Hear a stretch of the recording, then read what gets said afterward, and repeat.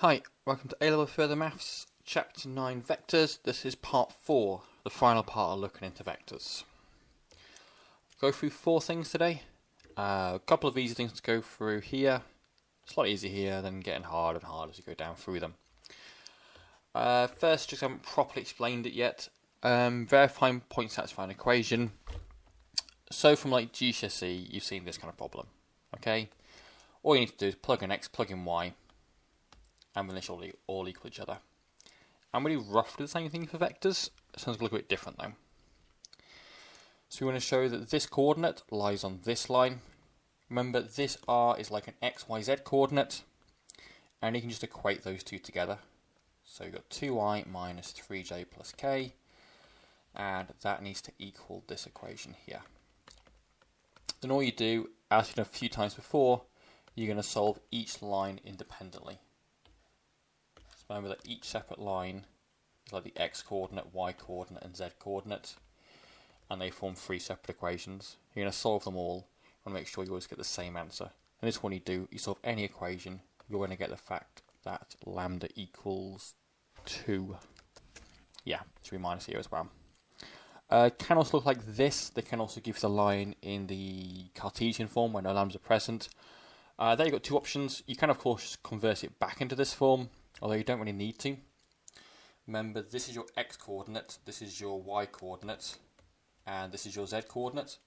So you just plug those straight in. So here, 1 minus 5, because I've got 1i. I've got minus 5j, so minus 5 minus 3 over 2. And I've got 4k, so 4 plus 4 over minus 4. And it turns out that each of these equals minus 4, except for this one because I got it wrong. So in this case, I actually wouldn't line the line. It should have been, I think, z plus 12 will then give you the minus 4. Okay, so a couple ways you can do that. And lastly, you've got to show that a point lies on a plane. Again, you've got 2 choices. You can do these 2 vectors cross together using the cross product to put it in the other vector form, or you can just do what we did over here. Plug in this point as your x, y, and z. So 7 minus 1 minus 4. And then solve that as a simultaneous equation. Both are absolutely fine. Just an example, I haven't properly mentioned it before now. Next, same kind of topic. We've sort of covered it. We haven't really properly mentioned it. So distance between 2 parallel planes or lines. So we're going to work out short distance between these 2 parallel lines. Before, we've always had 2 skew lines. So again, that's 2 lines which don't intersect and are not parallel. And that we solve by using this formula. This won't work here because in this case we had a well-defined normal vector. If we did this cross this, we get the normal vector. Here we don't because there's no one normal vector.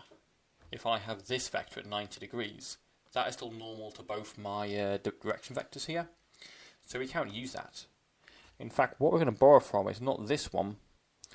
We're going to find the short distance from a line to a point. Because the reason is, let me just grab this and move it across. No matter where on my 2 parallel lines I pick a point, there's always a line of that shortest distance. So what we can do, we can basically just pretend that this isn't a line, it's just a point. And we can just use the point of the start position vector, which is 4 and minus 2, and then ignore the rest. I'm going to solve it the exact same way we solved in the previous video, where you then follow those 2 steps. You then work out a vector from R to P, which is P minus R, and then dot it with itself to get an equation to work out what lambda is, and go from there. I won't go for that again, but the key thing is you just treat one of the lines as a point and solve it as if it's from a point to a line. And we do the same thing if we want the short distance between 2 parallel planes. So you've got 2 parallel planes, because they've both got the same normal vector. And again, it doesn't matter which point I pick on one plane, there's always going to be a length of that shortest distance to the other plane. So we're just going to pick any point on any plane and then use the equation from a point to a plane. So for here, I'm going to pick the coordinates. Let's go to this one. And I'm going to say we can just use 24, 0, 0. Because I can see quite clearly that that satisfies this equation. 24 plus nothing is indeed 24. You could also use 0, 12, 0, or 0, 0, minus 8 would also work. And then all I need to do is ignore this whole plane altogether. And then just look at the distance from a point to a plane using this formula here. Okay, so again, they're not new methods, they're just ways they can ask you a question what to do in a way that kind of looks a bit scary. Okay, on to new stuff. Again, this is building upon old skills. It's not entirely new, but it is worth going over in itself because it's significantly harder than what you've kind of seen before. So we're looking at reflections here. So I'm given some sort of plane and I'll reflect a point in it. So let's just draw a quick sketch so I can show you what's going on. Again, no matter how bad your sketch is, it's going to help you give you some idea of what's going on. So I have this plane. And I've got some point here, which is called 3, 6, minus 1. And I want to reflect it to give me my other point, or my reflected point over here. So what we're going to do is pretty much that. We're going to find an equation from here to here. We want to make sure this is at right angles, because whenever you reflect, you always go directly through the mirror line at right angles. From there, we can get some sort of equation of a line. Let's do that first. So we wanted to start here. And I know what direction I wanted to go in. I wanted to go in the direction of the normal vector, which I can just pick up by writing this in normal vector form, where it's going to be r dot, and it's the coefficients here. So 1 minus 3, 5 equals 18. That's my normal vector for this plane, and that's going to be the direction vector for the line that goes straight through the plane. So plus lambda 1 minus 3, 5. Okay, next we want to find, so we've done the equation of a line, that's my step 1. Next I want to find the midpoint. I want to find when it hits that plane. And that's pretty straightforward. All I'm going to do there is plug an equation of my line into my equation for the plane. And that's going to give me an equation for lambda. So doing that now, the x-coordinate is 3 plus lambda. The y-coordinate, my middle row, which is 6 minus 3 lambda. So it's minus 3 times 6 minus 3 lambda. And then it's plus 5 lots of my z-coordinate, which is minus 1 plus 5 lambda. Okay, and we need to solve that equal to 18.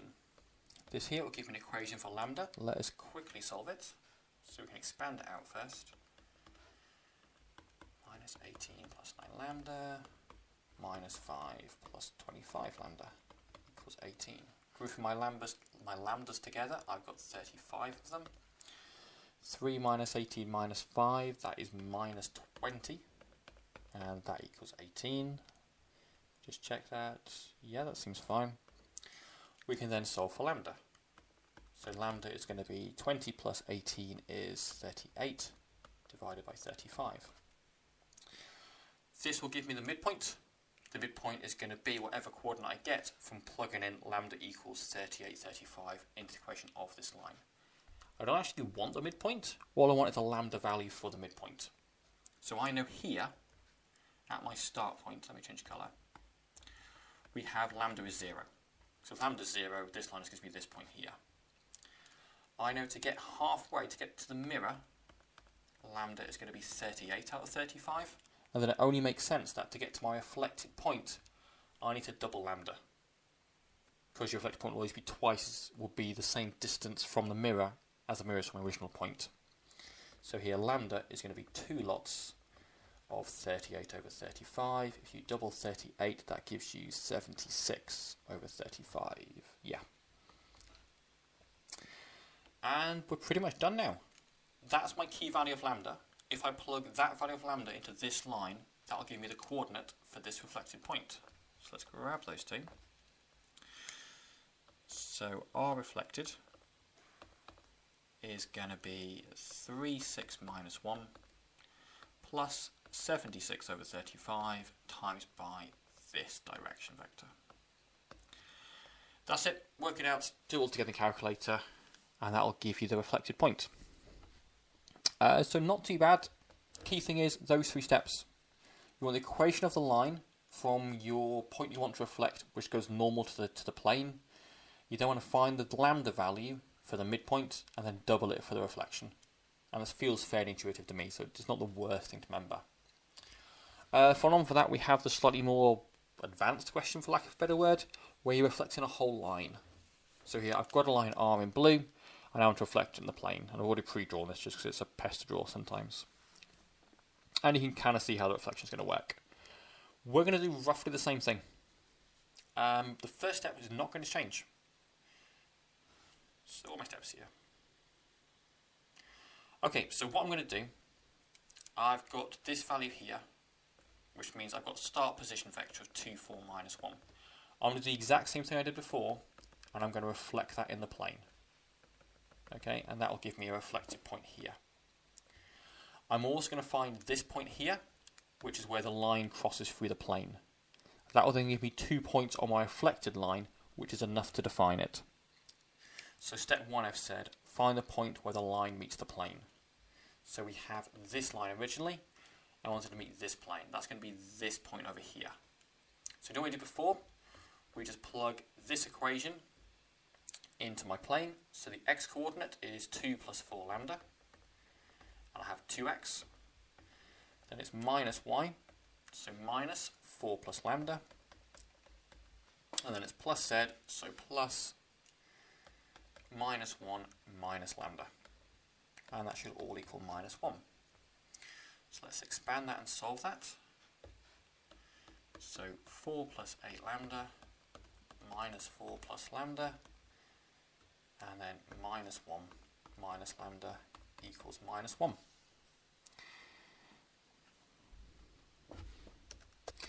And here we sort of have what could be like a huge problem. If we solve this, we've got 4 minus 4 which cancels out, and the 2 minus 1s cancel out. So you're left with 8 lambda, or lambda, must equal 0. So that means my sketch is kind of fairly unhelpful, because it turns out that this position vector is the actual intersection point. And what I want to do, I want to use the position vector to reflect. So basically I need a new point on my line that is not on the plane. Fortunately the line only intersects the plane at one point, so I'm going to get a new point here, and I'm just going to plus on my direction vector. Okay, so I'm just going to say lambda equals 1, and that'll give me a new point. I threw this in just because it's a super rare case, but in case it happens, you should know what to do with it. Normally lambda will never be 0, it's very rare that it is, so you can then use this as your reflected point, but if it is, you can just get a new point whenever you need it. So my point to reflect is now going to be 6, 5, minus 2. I want to reflect that point through the plane. We already know that it cannot be on the plane, because there's only one point that's going to be on the plane, which was my 2, 4, 1.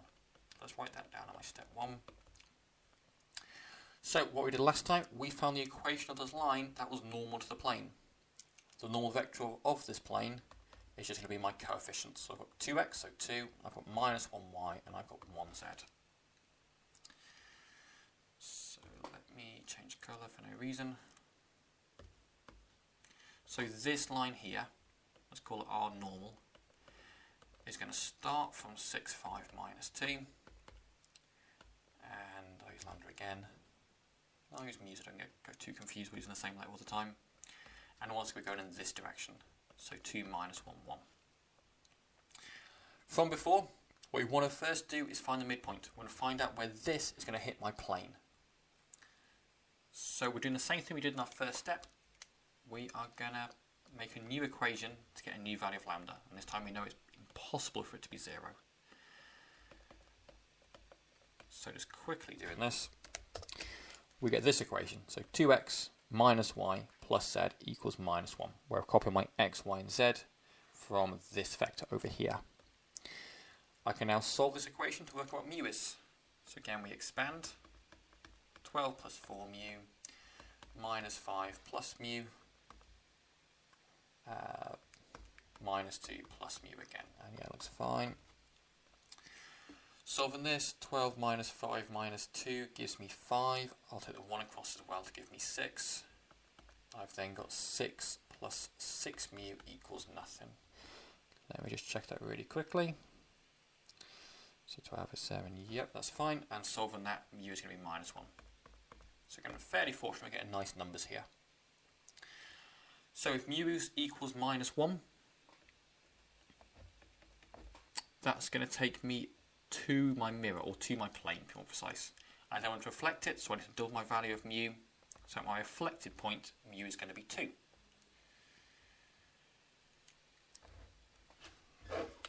So my reflected point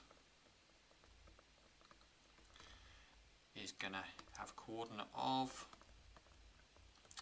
this equation here, 6, 5 minus 2, and we showed that mu is 2.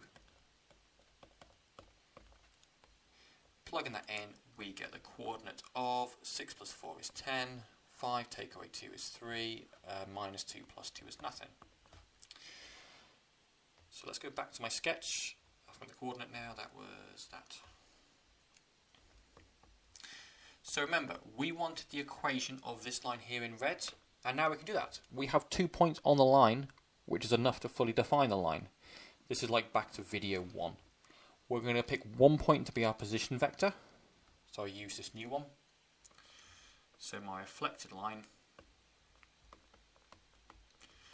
and again, as always in test exams, whatever, make sure you're sort of signposting what you're doing so it's a bit easier for them to give you marks. I'm going to start it at 10, 3, 0. And then I want to plus lambda, which is going to be the direction vector from here to here. So that is going to be 2, 4, minus 1, take away 10, 3, 0. That will give me the difference, which is my direction vector. So that would be -8, 1, -1. Okay, keep in mind we could have got an equivalent form for the line if we started at 2, 4, 1 and then jumped to here. There's loads of ways to define the same line, so that way if yours will end up looking a bit different. And that's it, that's how we reflect a line. So it's the same idea as reflecting a point. You're going to first find where the line meets the plane. You then want to reflect any point from the line in the plane. Just make sure that point is not already on the plane. And then from there you can find the equation of the new line. Last thing to go through is some exam style questions. I include this as like a proper section because there's a couple of questions they seem to love asking. So it makes sense if I give that sort of particular focus on. So line L has this equation and a point P has position vector this. Part A, show that P does not lie on L. So super straightforward. We're just going to plug this into here. So I'm going to let R equal P. So I'm looking to see if 4 minus 1, 1 can equal my equation for L. And you can see straight away it does not, because you cannot solve this equation. Okay, 4 can never equal 1, so therefore P does not lie on L. And if you were to say this in an exam, try and just explicitly say there's no solution to that. Okay, now the slightly confusing part. Given a circle with centre P intersects L at points A and B, and A has this position vector, position vector of V. So let's do a really rubbish sketch, and that's going to give us a hand of what's going on. So we have an equation L. We have a position P. We now have a circle with centre P. So let me try and draw the best I can. Looks something like that. And it intersects L at 2 points A and B. And again, this doesn't matter how your line, circles, or which way you order A and B work, as long as you do a quick sketch, it really does help you. We're told that A has this position vector of 1, 2, minus 3. Let me write down the rest while I'm here. What we want to do is work out the position vector of P. And lastly, L equals this. And at first glance, you don't have much places to start. The obvious place to start is work out my lambda value for A. So A should lie on the line L, so we should be able to solve this. And if you do that, we can see that lambda has to be minus 1. Okay, because 2 equals 3. Okay, slight mistake. That should be 1, 2, 3. otherwise it's actually not on the line, and here lambda equals 1. So you plug in lambda equals 1, these things all match up. And then we're going to think, how are we going to work out the lambda value for b? That's not obvious. If you're not sure where to go with all these questions, like I can say with pretty much certainty, the answer is going to be about a perpendicular line. And in this case it is. We can work out this perpendicular line from P to this line here. We can then work out this lambda value, and then we can double it to get the lambda value of B, which will then give us a coordinate of B. So let's go about finding this coordinate. So we want to find the shortest distance from a point to a line. We've done that. We know how to do that. To make it a bit easier, I'll just find the slide I had earlier. I'm just going to copy it down.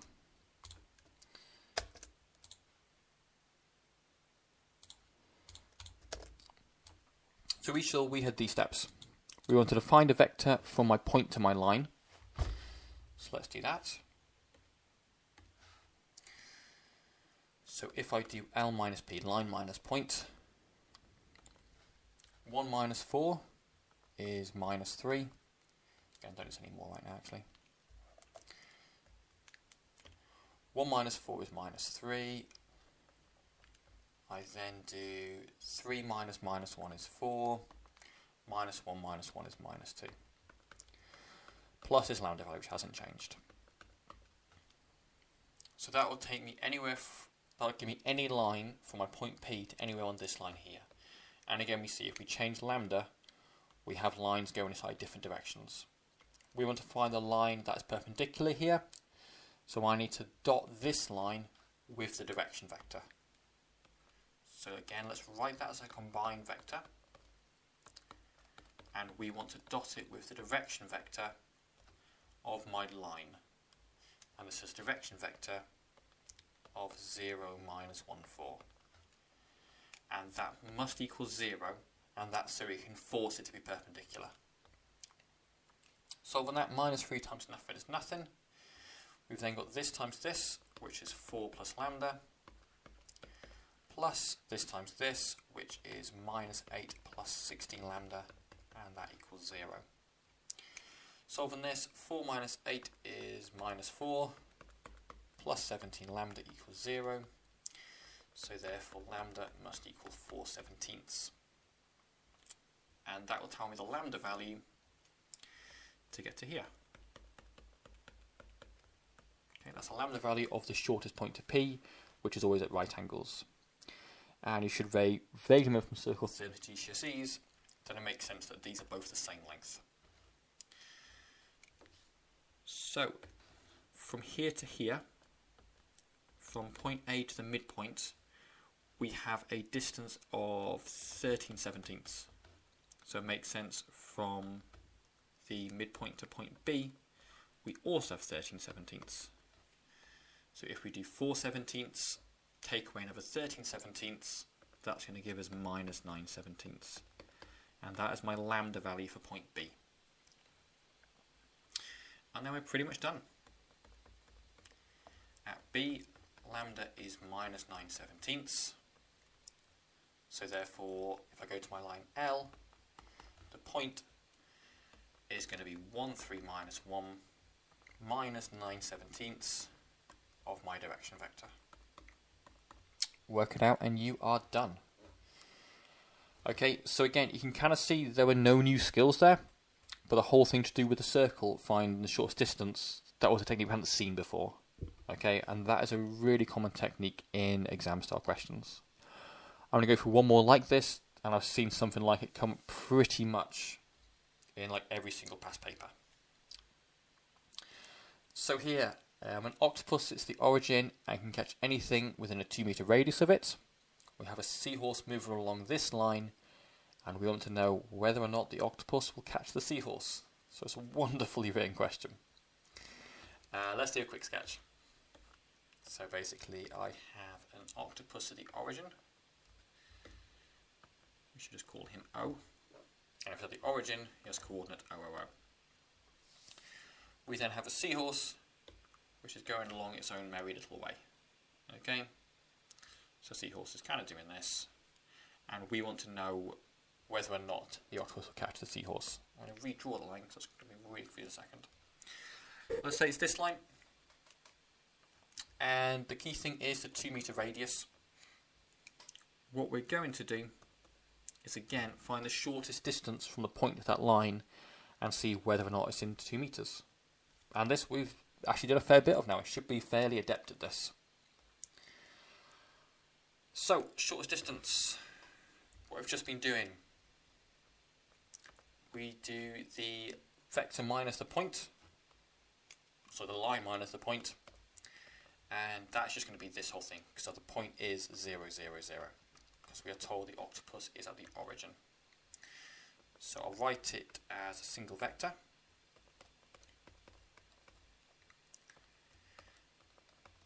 And now we want to dot this vector with the direction vector. So this is the vector that gives me any line from the seahorse path to the octopus's location.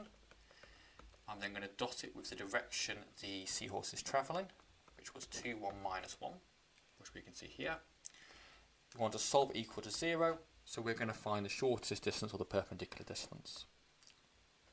So let's dot these together.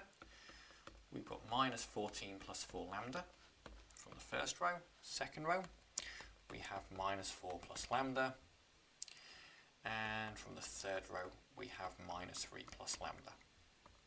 Okay. Just as a quick aside, the way I remember it, you basically always end up squaring this number because those numbers always come from the same place. So quick check, these should always be squared numbers when they go in. Doesn't change anything, but for me it helps me sort of know I'm on the right tracks. Simplifying that down, minus 14 minus 4 minus 3 is minus 21. 4 plus 1 plus 1 is 6. So therefore lambda equals 21 over 6, which simplifies down to 7 over 2, or 3.5. Okay, I'll leave it as an improper fraction. So that tells me lambda is 3.5, or 7 over 2. I am at my shortest distance from the octopus.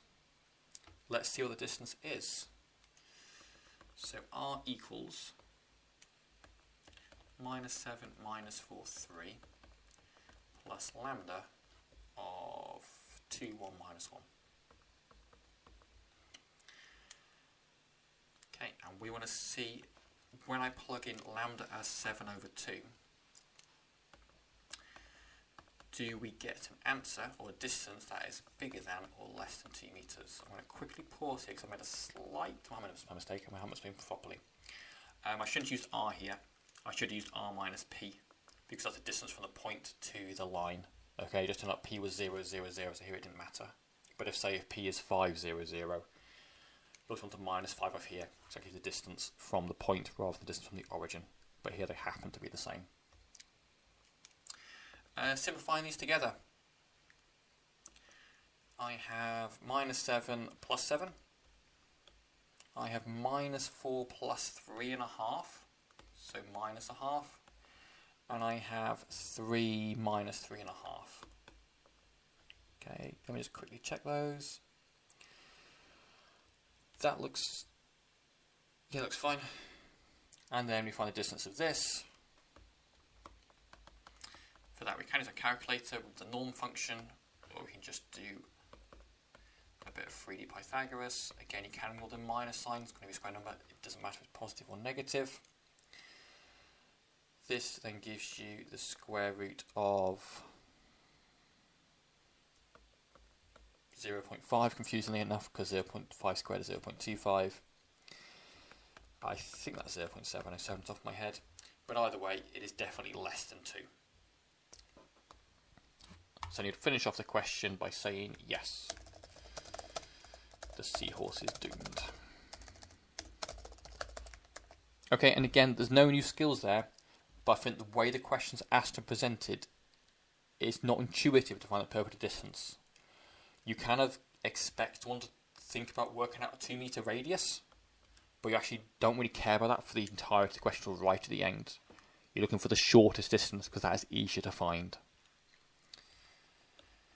Okay, that's it. Some questions in the description.